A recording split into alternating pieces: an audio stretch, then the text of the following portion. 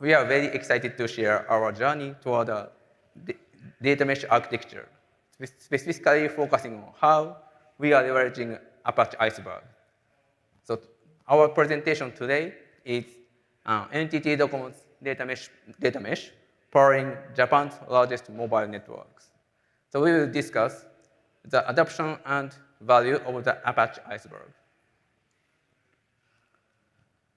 So let me introduce myself first. My name is Hiroyuki Ishii, Senior Manager at NTT DOCOMO. And this is Yuya Matsubara, our Principal Data Engineer. All right, let's look at our agenda for today. First, we will provide a brief overview of NTT DOCOMO. Then we will discuss the data platform in NTT DOCOMO and requirements for data utilization. Following that, we will delve into the challenges we faced and approach to address them, specifically focusing on the performance of Apache Iceberg. Finally, we will talk about a path toward a more sophisticated data mesh and prospect for future data utilization. So this provides an overview of NTT DOCOMO. So NTT DOCOMO is a telecommunication company of the NTT Group.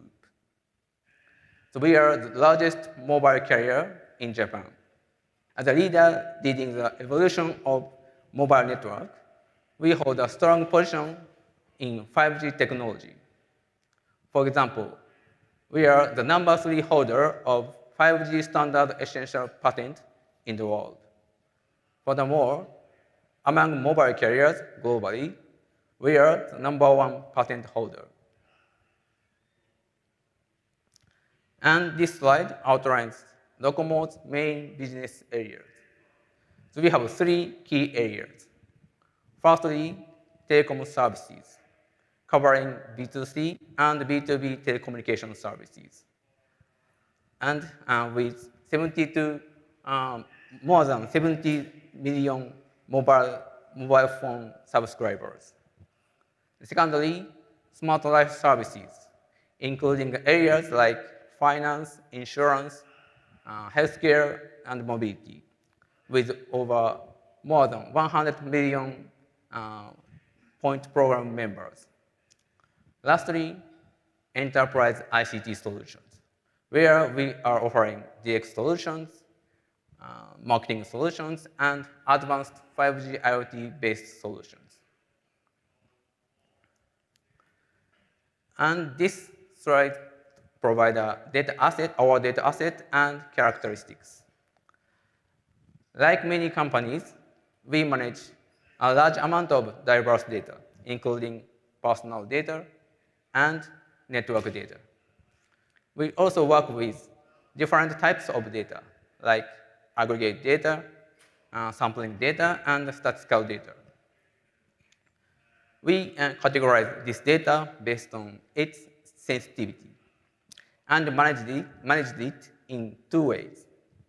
The first one is highly sensitive data, including raw data and sensitive data. And the access method about this data is very strict. So access to the data is through an offline PC in high security room, where biometric authentication is required.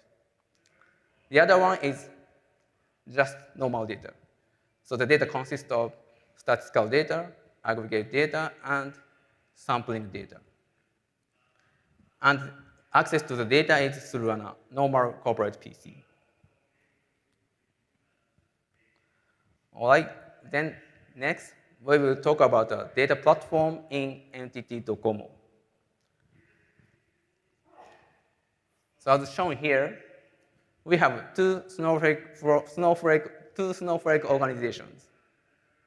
One is for network department, and the other is for smart life service department. And both organizations store tens of petabytes of data.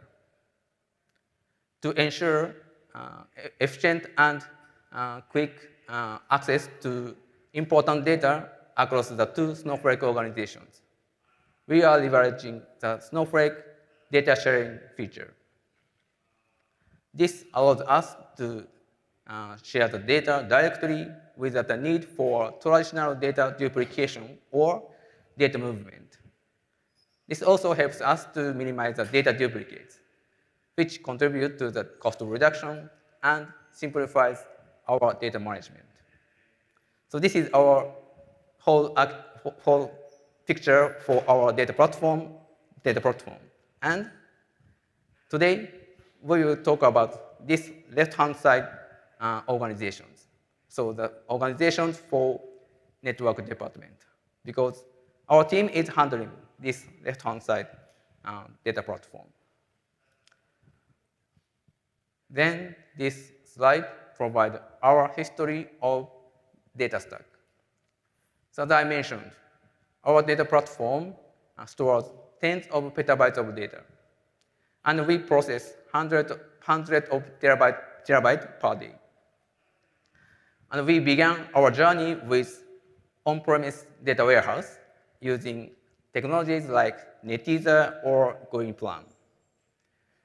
In 2014, we migrated to AWS Redshift.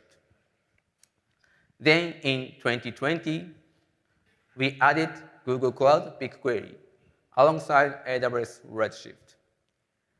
During this period, however, we faced flexibility and scalability issues.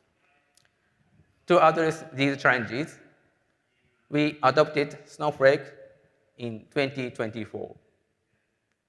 So one of the key features in Snowflake to tackle these challenges is the separation of computing and storage. For example, as we discussed previously regarding the two Snowflake organizations, it enables quick and direct sharing between the two Snowflake organizations. Furthermore, when the workload demand increase due to some factors like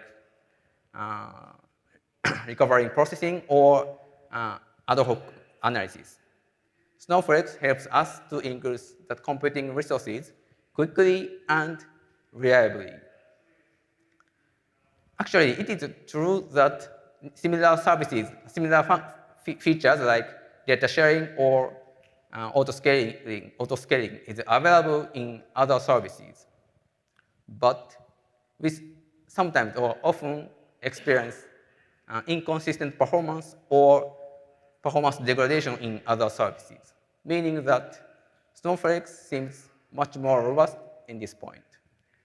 So in summary, the transition to Snowflake has been instrumental in overcoming our previous limitations and enhancing our data platform capabilities. All right, let's move on to the next topic, the requirements for data utilizations. So, the first requirement is data ROI, so return on investment. As you know, data operations can cost a significant amount of money. At the same time, data is crucial for enhancing our business values. Therefore, it is essential to calculate the business values derived from the data utilization and proactively work to further enhance it.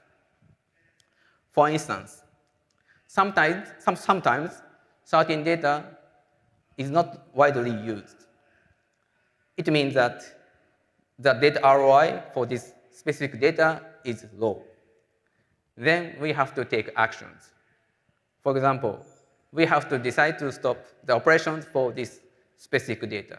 Or the data is viable indeed, but its value is not being recognized. We have to actively encourage its use.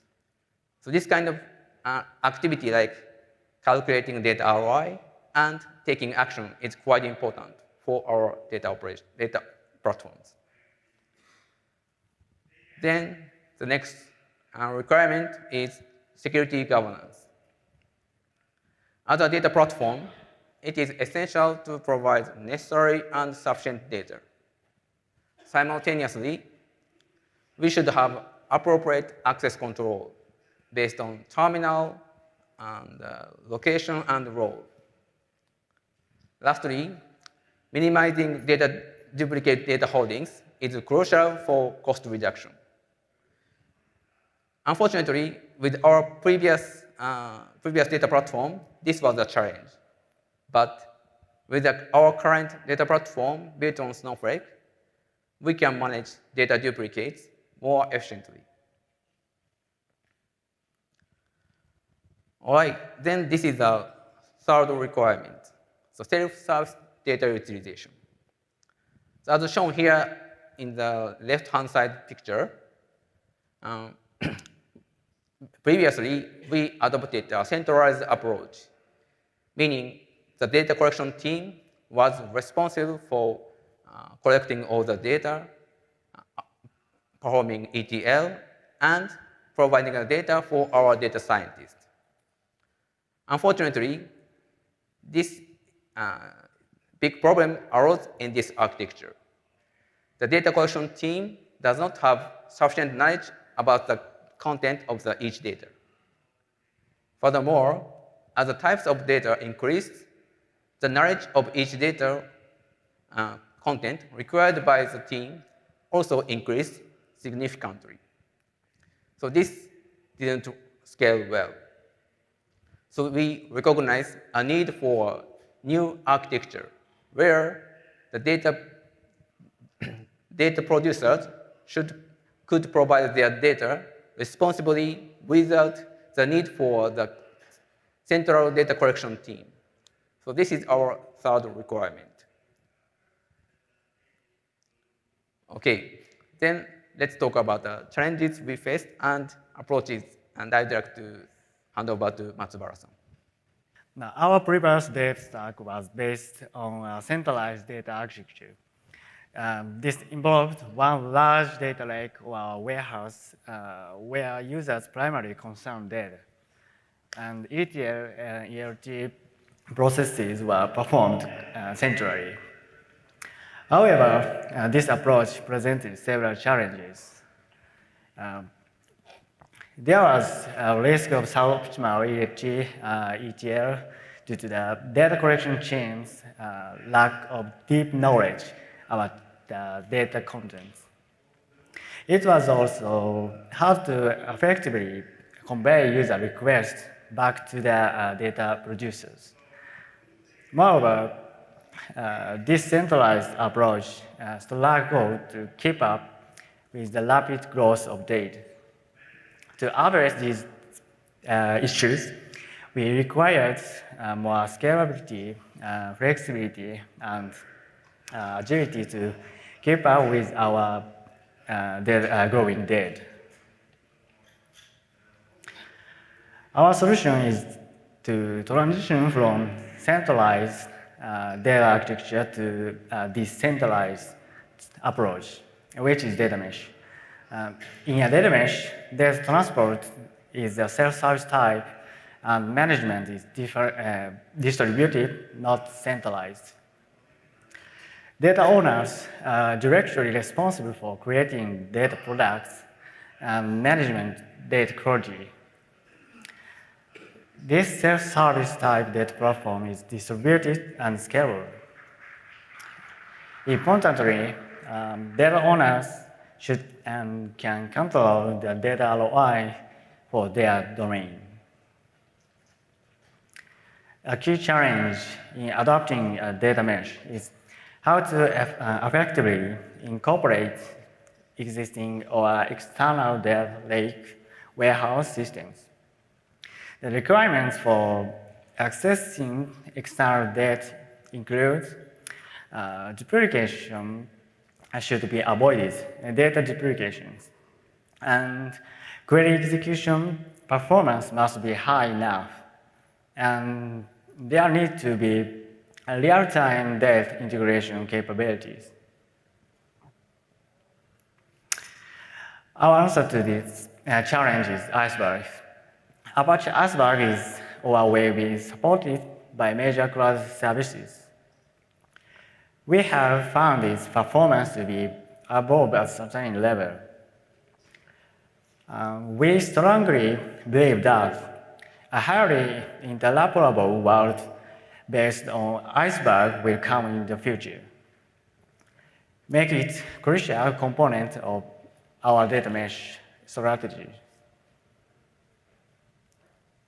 Let's now delve into the performance of Iceberg, our environment. And in our architecture, we use both Snowflake managed Iceberg catalog and external Iceberg catalog. Recently, we have been migrating many of our standard managed tables to managed Iceberg table. The reason for this migration is that in our use cases, managed Iceberg tables turned out to be more cost-effective than managed tables. We measured their performance by computing managed tables and managed Iceberg table across two key patterns: load costs of the same date and execution time of the same query.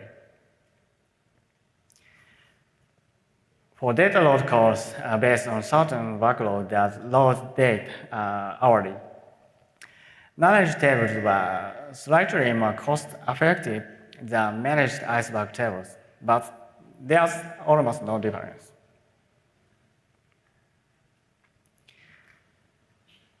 For transform processing, which is the query execution cost and execution time, the performance remained almost the same or was slightly inferior for managed Iceberg table compared to managed tables. The slides show results for different patterns with varying data size and execution time. The trends were almost the same even when the date size and processing content were different. This is an excellent result, considering Iceberg's interoperability, which is cost-effective for us as we interoperate with other compute engines.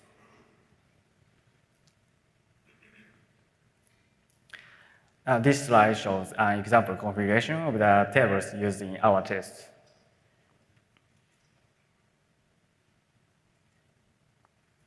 Yes.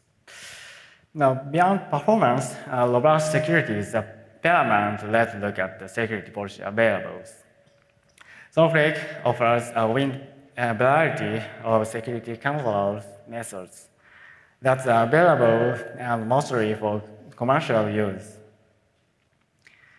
This includes tag-based masking policies, row access policies, network policies, authentication policies, aggregation policies, and so on. A key point is that we do not need to create a multi-table to apply different security control by using these policies, which significantly leads to lower administrative and storage costs. Now let's discuss our journey toward building a more sophisticated data mesh. Initially, one might consider building a data mesh using a single Snowflake account. This is easy to manage, but is only suitable for small systems. It is not suitable for large systems like ours. The difficulty is controlling and separating permissions is high and can be somewhat sketchy, particularly when listing data on the internal marketplace. It also makes it hard to figure out cost clearly. So our approach for sophisticated data mesh utilize a multi-account structure along with the internal marketplace and organization account. This architecture makes it much easier to realize the data mesh concept effectively. The benefits include clear permission control per domain, minimum necessary management of governance, such as logging management, facilitation of data productization, and the ability to publish data products. Most importantly, clear segregation of costs per domain or data products. Let's look at our future prospect for data utilization within this sophisticated data mesh architecture. Our target architecture leverages the Snowflake data cloud, AI data cloud as the central hub. Their source provide data products which the catalogs in the internal marketplace. These subscribers can subscribe to these data products, and consumer can access the data, perhaps via Spark or within their domain-specific accounts. Furthermore, a third-party analytics service can access data via external Iceberg catalog. What we want to achieve is when users need data, it should be easy to discover and available without restrictions. Our goal is to enable data distribution on the internal marketplace and to share data with their other systems in open format, leveraging the Iceberg. And to make data easy to discover, we aim to simplify the process from the search to the start of use. A universal search capability is being implemented that can reach and search across the internal marketplace. Within the internal marketplace, we can set authorization methods and publication ranges, and importantly, the publish target includes external Iceberg tables. To truly enable effective data discovery and utilization, the importance of metadata maintenance cannot be overstated. When listing data on the internal marketplace, adding descriptive comments to the tables is very important for data readability. And this metadata provides an essential role when utilizing generative AI. For example, if you maintain metadata well, the performance of tools like Pilot will improve significantly. Effective governance and monitoring key concept of our data mesh. We utilize the organization account as a zero data account for centralized governance functions. And crucial, we monitor cost, popularity, and trends for each listed data product to optimize data ROI. In conclusion, external Iceberg tables can also be effectively listed and utilized within the data mesh internal marketplace. There is growing potential to use Snowflake as a central hub for both data distribution across the organization. There is a growing potential to use Snowflake as a central hub for all the data distribution across the organization. And NTT DOCOMO is committed to moving forward with the construction of our data mesh centered on the internal marketplace. And I'd just like to take this opportunity to extend a special thanks to Snowflake Japan staff for this support.